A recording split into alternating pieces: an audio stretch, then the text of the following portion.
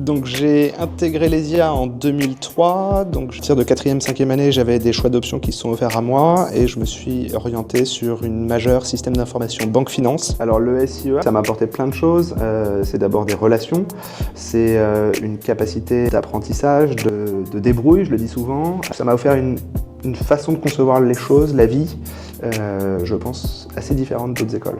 J'ai pas mis très longtemps à trouver du boulot. J'ai intégré un premier cabinet de conseil qui s'appelait Computer Sciences Corporation. Pendant 3 ans, j'étais data analyst puis chef de projet sur des projets d'intégration de logiciels dans l'assurance. L'assurance, c'est un métier que j'ai pas du tout appris à l'ESIA. Et justement, en fait, l'ESIA m'a offert la possibilité de comprendre, intégrer un métier rapidement. Ensuite, j'ai changé de cabinet de conseil. Je suis parti chez CGI Business Consulting, ancien Logica, pour faire le même métier dans une autre voie un peu plus stratégique, toujours dans le métier de l'assurance. Donc là, je faisais un peu plus de conseils purs sur la strat.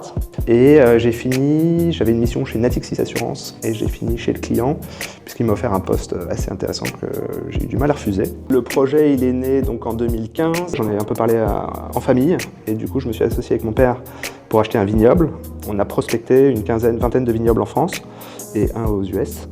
Et on a jeté notre dévolu sur un vignoble dans le sud de Bordeaux qu'on a acheté en 2017. Avoir une activité dans le monde du vin, c'est faire un produit de A à Z.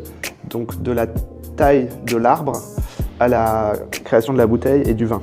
Donc oui, je suis devenu vigneron un peu du jour au lendemain, donc j'ai dû apprendre comment faire le raisin. Je suis retourné à l'école pendant 1 an pour apprendre à déguster les vins et pour apprendre à les faire. Et à la propriété, on est bien évidemment encadré par un œnologue.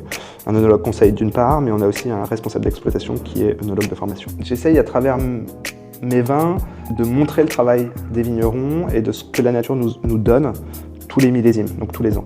Ouais, ce que m'a apporté l'ESIA, c'est vraiment de la gestion de projet, de la capacité d'adaptation.